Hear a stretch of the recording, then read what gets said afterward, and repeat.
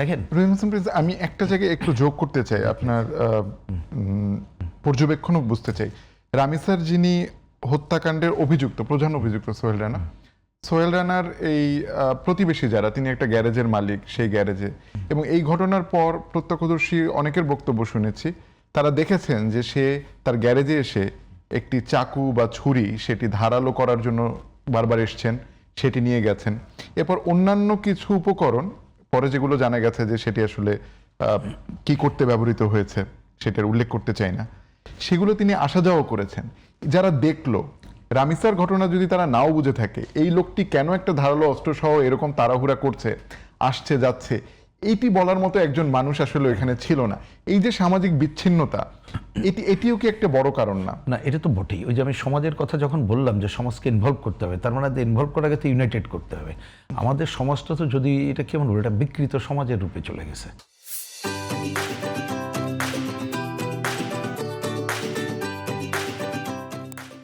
এবং এইটা বিগত দিনেও দেখেন যে একটা কর্তৃত্ববাদী শাসন থেকে অবসানের পরে যে অন্তর্বর্তীকালীন সময় আমরা ভেবেছিলাম হাঁপ ছেড়ে বাঁচবো, কিন্তু হাঁপ ছেড়ে বাঁচতে পারে নাই।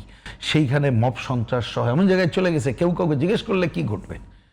এমনি তো আপনি কাউকে জিজ্ঞেস করলে এখন ভয় পাইতে হয়, যে জিজ্ঞেস করবো কি বলবে। আর আপনি হাতে যদি ওই ধরনের অস্ত্র দেখেন তো ভয়েই কথা বলবেন না। তার মানে সমাজটা কিন্তু নাই, আমাদের সমাজটা ভেঙে গেছে। এটাই বাস্তবতা, যেটা আমরা বহু বছর ধরে বলছি যে সমাজের তিনটা ঘটনার কথা বলছি। উল্টা করে বললে সমাজে একটা ভয়ের রাজত্ব তৈরি হয়ে গেছে, আরেকটা দলীয় বিভাজনে ভাগ হয়ে গেছে, আরেকটা আমরা বলেছিলাম সাম্প্রদায়িকতা বা অপসংস্কৃতির ধারাটা সমাজে চলমান হয়ে গেছে, যার জন্য আমরা কিন্তু এটা পাচ্ছি না। দেখবেন খুবই স্বাভাবিক, ওইদিকে একটু বেশি জটলা। আগে কিন্তু যে লোকজন দেখতো, এখন দেখবেন বেশি বুদ্ধিমানরা পাশ কেটে চলে যায়, মানে এর মধ্যে ঢুকতেই চায় না। ঢুকলে একটা কি নাকি ঝামেলা, কারেক্ট। এই জন্য ওই কথাটা আমিও এই জন্যই মনে করি যে আমাদের সমাজকে এখানে ইনভলভ করতে হবে। সমাজে রাজনীতি যার যার থাকবে, কিন্তু সমাজ রক্ষা আমরা এক কাতারে থাকবে, কারণ এটা সমাজ না থাকলে তো কিছুই থাকে না। দেখেন সমাজে ভয়ের রাজত্বর সাথে মিলাই যাবে, এটা কিন্তু আমি এখন বলছি না, অনেকদিন আগে থেকে আমরা বলে আসছি।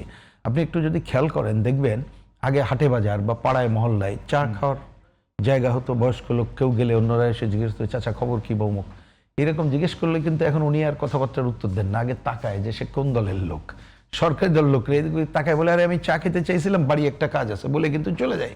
মানে তিনি দেখছে যে এটা বলে আগে যেটা মুরব্বী হিসাবে তার যে মর্যাদা, এটা এই সমাজটা সেখান থেকে কিন্তু আসলে ভেঙে গেছে।